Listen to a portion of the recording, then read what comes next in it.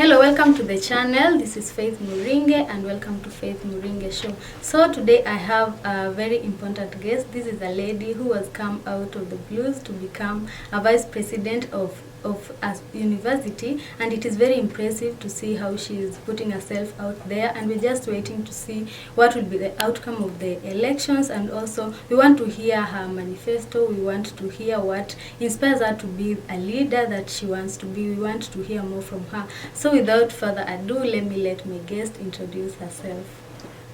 Thank you very much, Faith, for this opportunity and for the chance that you have given me. So, Ebi Rose Wambui from Comrades University, partaking a degree in computer science. Thank you very much. Okay, so when did you have that urge to come out to become a leader of the university, and more so this position of the vice president? Okay, we are told that leaders are not born but they are made.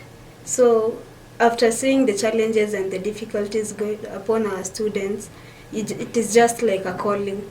So I saw it necessary that let me stand up like the vice president, because we all know students have the fear to partake leadership because we know politics is a dirty game. So I just took it upon myself, let me come and take up this challenge, because after all there's nothing to lose.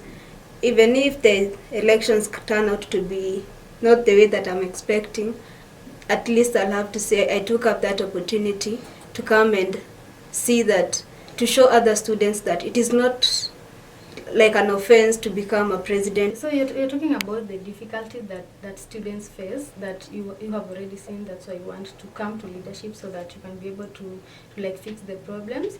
So can you tell us a little bit of the difficulties that you think the students go through? We have the issues with the timetable. You find out that the timetable, we have opened the school like a week earlier, but the timetables are not yet clear. Where the class should be, the venue, the time, it's not yet clearly indicated.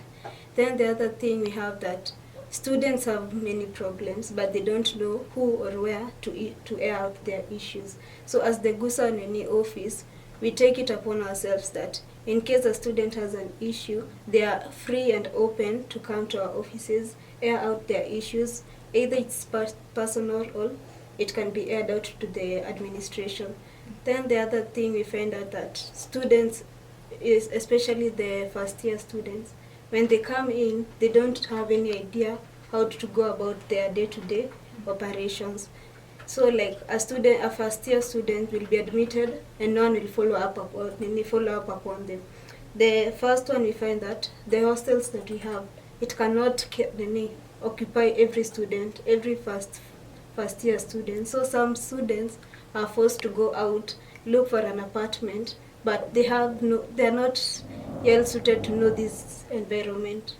So like if, let's say, the GUSA office take the responsibility to give out the places, the regions, to follow up upon these students, they'll be able to see that this is a community and a school that cares about their students. Okay, let's go back to the timetable issue. How do you hope to fix that kind of problem? So the GUSA office has a direct communication with the administration. So if we are able to convince the administration to be able to prepare the timetables as early as possible, let's say we know that the university we have the trisemesters. So in between the semesters, they can be able to provide the incoming timetable semester, so that the students can be able to prepare themselves adequately before they come back for the next semester. Okay, about the hostels, you've said that it does not accommodate all freshers, as I can put it. What do you think you can do so that maybe you can be able to convince those students that maybe you can give them another place to stay where they can be safe? For now, we know that there's a group of students, including some of them, they take it upon themselves to make sure that even if it is not all the students who are going to live outside, but the few whom they are able to reach, they are able to get them a house, ensure that the place is secure and everything according to the budget that they have. But then if we take it to be upon the GUSA office, like it is an office which is well known that if a student won't be able to reside in the hostels, then they'll be able to find a place secure and safe for the student to be able to be living in. Mm-hmm. Okay, so these are freshers that I think you're prioritizing, right? Mm-hmm. How about maybe other students who maybe they wanted to stay in the hostels but it was not possible? Can you maybe be able to like support such kind of maybe senior students? Yeah, the support will be for all students, but most especially the first year students, because they're not adapted to the environment. But also if the other senior students need guidance and help, it's also open for all students. Okay, so those are part of your manifestos, right? Yeah. Can you maybe like name all your manifestos so that people can get to know them? So our first manifesto, we have the accountability, integrity. Then the second manifesto, we have the student welfare. The third manifesto, it is student accountability. And then the fourth one, we have sportsmanship and entertainment sector. Mm-hmm. Just give a brief explanation on each one of them. So our first manifesto, it is about the GUSA office. We know that Greater, it is made up of three many pillars. We have the administration, the GUSA office, and now the students. Mm-hmm. So the GUSA office, it has some activities going round about it, isn't it? Mm-hmm. So the accountability, we need to be accountable for each and everything that we do as the GUSA office. Everything that we do should be able to be seen by the students and also the administration. Then the other one, we have integrity. Integrity, there is no organization that can run without integrity. We need to be people of our words and everything. Mm-hmm. Then we have accountability, integrity, and being able to include the students in everything that we do, inclusivity. Mm-hmm. So we see that the GUSA office, like events and everything that they run, it's a matter of the GUSA office preparing everything and planning everything without informing the students. We have three pillars, but the events and everything being carried out between the school is being carried out between the GUSA office and the administration, leaving out the students, yet the students are the majority in this university. Mm-hmm. So in inclusivity, we are going to have a platform or a forum whereby some decisions will be made including the students, like events. Mm-hmm. We have artists coming to these events, so we'll have a platform whereby we ask these students, which artists do you require or which artists do you want to come for the event. Okay, let me cut you a little bit there on the inclusivity. Maybe you want to include the students in, let me put it as decision making. Mm-hmm. What if you find that a certain group of students maybe want maybe, how can I put this, an artist, and maybe they differ. Of course, people differ in opinions. Mm-hmm. What if you come to a point where all the students differ in all, let me just put that example of artists. Maybe some students want Masauti, other students want calligraph, other students want Bahati and all that. What if you find that it brings a lot of problem when maybe they differ in ideas, they differ in the choices that they want. What can you do to like maybe make sure that every student that gives out the opinions might get what they want? Okay, we all know, even in an open forum, not every decision or anything aired out in a forum will be implemented. So we'll go with the majority. We say that even if we are looking for votes or anything, the majority will be the one to take the rule. Mm-hmm. So even if, let's say, the example given in hand here, we have the artist. Mm-hmm. Let's say the calligraph students who want calligraph, the ones who want Masauti. Then Masauti has more votes. So it is at least the aim here. It's not to give the students the power. It is to show them that they have the power at hand. They have the power to make some decisions in this school, and their voices can be heard. Mm-hmm. Okay, let's continue the manifesto. We were on number 2. So number 2, we have the student welfare. Student welfare, we have students residing in the hostels and students residing outside within around the university. So the welfare is to make sure that all students are catered for and offered equal services. We have an example, we have the medical fee. The medical fee, as we look about it, we see that students in the hostel, they are well catered for when it comes to medical services. But students out here, residing outside the university, they have no, the services offered on them, they are minimum. Yet, these two students, they pay the same amount. Example, we see that if a student in the hostel is sick, let's say late night or midnight, the custodian will be called, then they'll inform the driver and the student will receive the required medical services. But a student out there, when they get sick or anything happens at night, they are supposed to get their own services by their own means.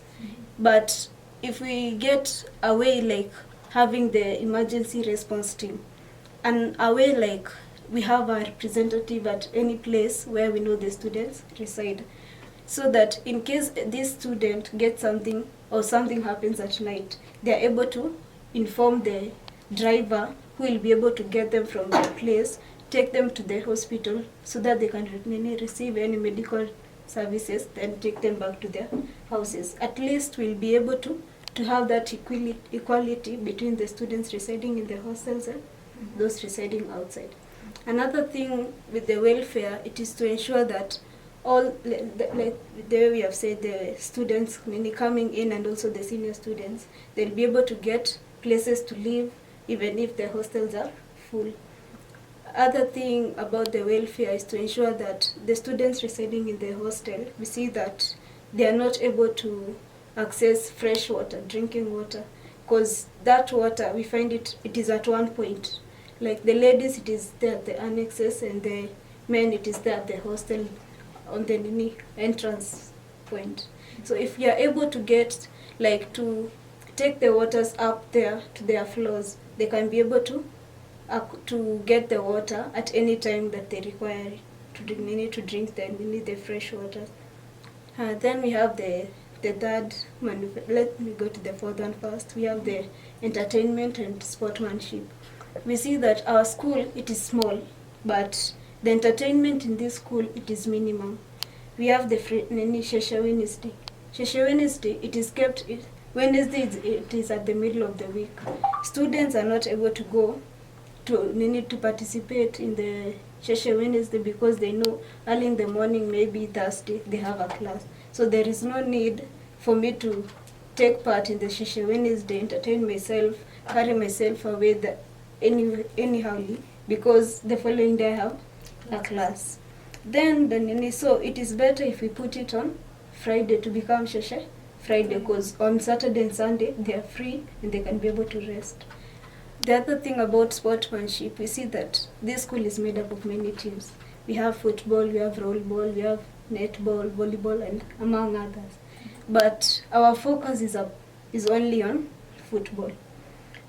And these other games like volleyball, we find out that their jerseys, they have only one jersey to represent themselves. Netball, they have only one jersey. But football, we find out that they have almost 3 jerseys. So it will only be equivalent. In order to motivate these other players, at least we give them equal, or at least, even if it's not equal, we appreciate them in every game that they take part. Then the other thing, we have the talents in this school, but they are not yet recognized because students are not willing to come up to showcase their talents. So if you have a platform where students will be free to come and air out and showcase their talents, and after they showcase their talent, we are able to identify that talent and ready to nurture it. Okay, why do you think students don't want to come out and showcase their talent? Because at first, why should I come out and air my talent and yet nothing else will be taken? There is no other step from there. Let's say I enjoy singing. I come showcase that I can sing. Then from there, you just know I know how to sing. Then as Greater University, nothing else will be taken.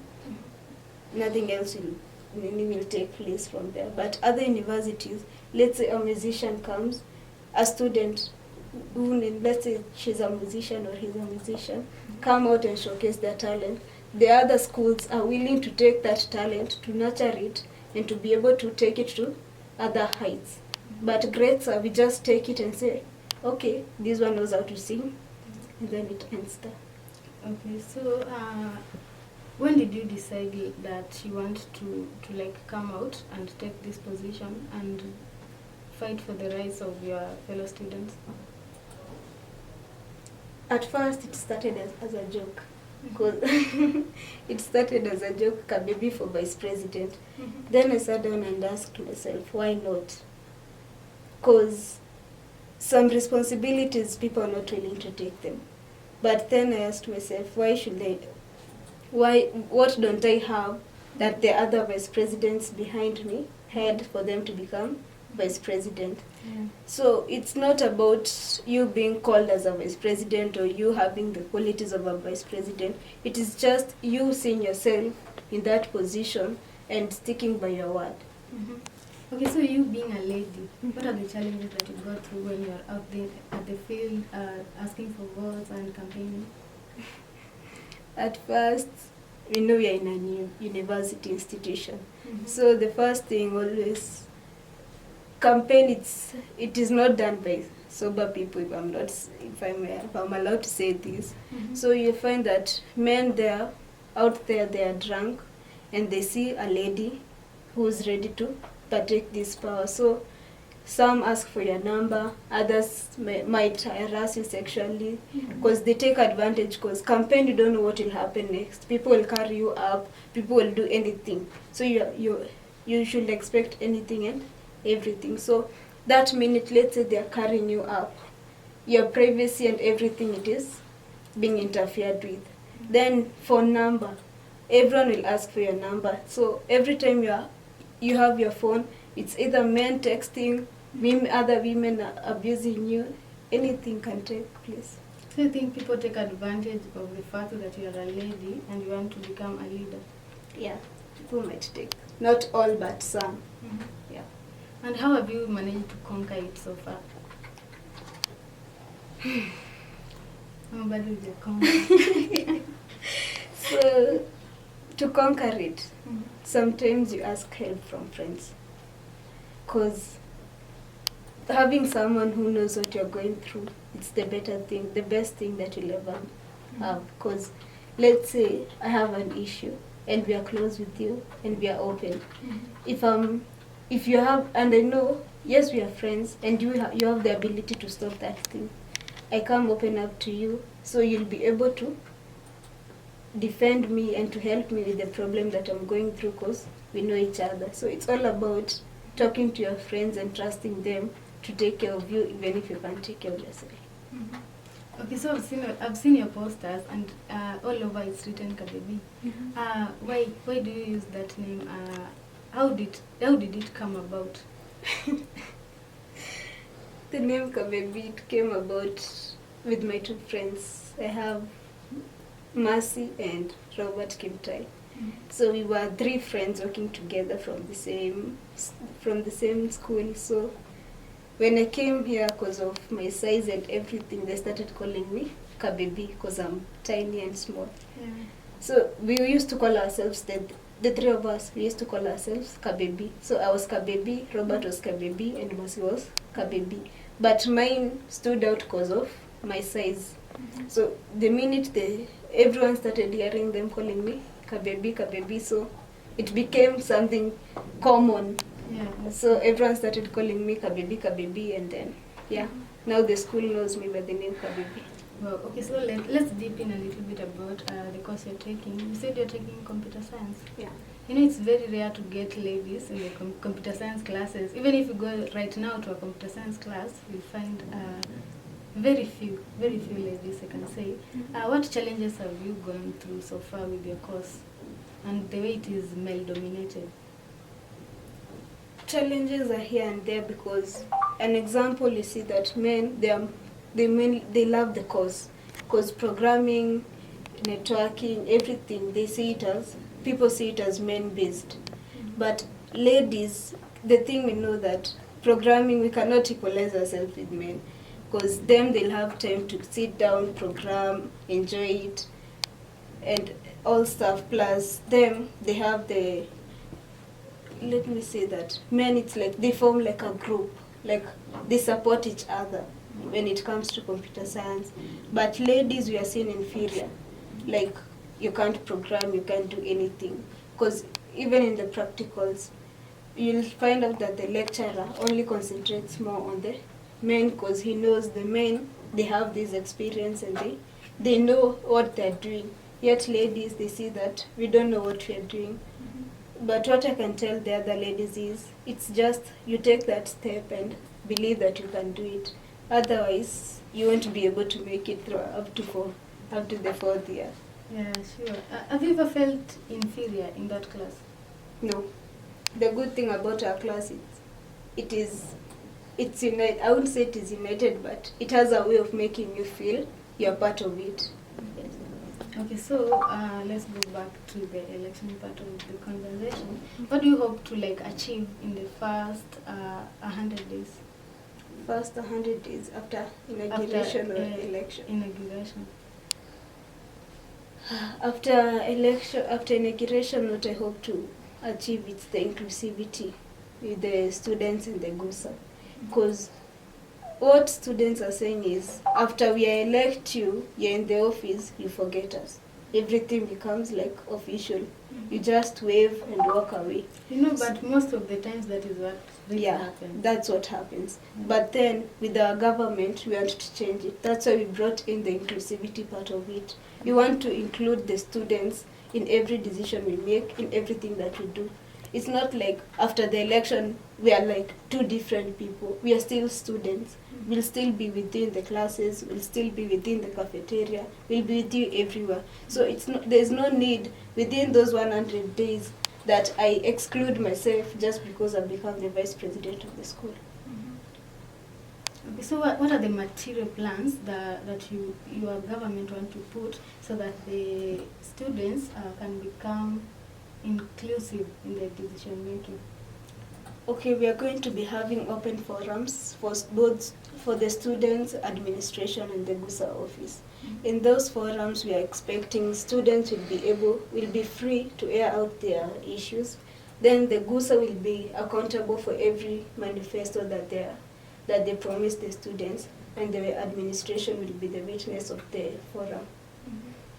What do you think makes you much better at this post than your opponents? My opponent? Yeah. Is it I as the vice president? You as the vice president and you as a government. Okay, I as the vice president, we see, okay, I don't love comparing myself to others, but the other vice president is not open with students. For I'll say that I'm open with students, and I've been with students everywhere. I've been with them in classes, I've been with them in the field, I've been with them in the student center. So I know most issues and problems going through the school. Then as the party, I'm sure and I believe and I trust in my party because we have men of action. We have Bitange, who's the president. He's a man of his word. Mohammed, who's the secretary general. He was a leader in the peer counseling club, of which you know that the peer counseling club, it has come out of nowhere to now somewhere, all under the leadership of Mohammed. Then we have Mark, but he's known by the name DJ Akwan. He's the finance minister. With him, in our collision, we see that many things are going to change, not only in the finance sector, but also in the entertainment sector. We also have Mark. He's also in the field. He's playing basketball, so he knows the issues partaking the sportsmen. With our religion minister, he has been our church leader, the CU leader. So he knows the issues going around the religion of the school, either the CU, the Catholics, the SDA, and the Muslim. So we have everything catered for, and everyone is included in this government. So you believe a leader should come from the people? Yeah. A leader is supposed to like have experienced the challenges that people also experience, but from the other party, are they not students of this school too? They are students of this school, I won't deny that. But how experienced are they? That's the question here at hand. Because the school should look at the party which is more that is going to be inclusive with them. A party that has felt their pain, that has been with them not only at this period of campaign but during also the other times. For our government, we have been with the students even before we formed this coalition. I've been with the students in the student center, in the field, and also in class. Bitange has been with the students in the field. He has been the church, the ECU, and everywhere. I won't deny that we are experienced, and also at the same way they're also experienced. But how do you show your experience? You might be experienced, but you're just lying. You're putting your experiences just down. But we, the CAP collusion, we have brought our experiences at hand, and we are involving the students so that they can be able to see that we are not aliens from other world. We are students just like them, and we know what they're going through. Yeah. Okay, so you speak so boldly as a lady until you make me feel proud to be a lady. You know? So I wanted to talk to ladies out there who might want to like come out and become leaders of tomorrow, of today. You know, this generation, these days we see that so many ladies are putting themselves out there, but there are so many challenges that they go through. Maybe they sometimes they even give up on the road, on the race, on everything. So I want to talk to ladies out there. You can just look at the camera. So to the ladies out there, we know that we can be shy, and we can feel inferior sometimes. So it's about time that the generation we are in, it's about time women we come and take our places. So come own up your place. If you know you have the leadership skills, usizikalie, just come, try your best. There is no harm in trying. Then the other thing, don't feel like you're left out. All these opportunities are there equally for men and for ladies. Just come, give your best, and everything will be okay. Now talk to you about us. Omba kule sasa. To Greater University, I ask for your votes as your vice president, incoming vice president. On Thursday, come early in the morning, in the afternoon, and also in the evening. Voting will be opened at 7 and maybe will be closed at 6. So come openly and willingly to vote for CAP. Thank you so much for that talk. I might find you maybe after the elections if you manage to get the seat, or we'll see what will happen. So I don't want to add more. All ladies, you've heard what another lady has talked to us about. It's all about being bold and coming out there and believing in yourself. I don't want to add more. So thank you so much, Kabebi. We wish you all the best, and thank you so much for watching. Make sure you like, you comment, give your views on the talk, and subscribe. See you in the next one.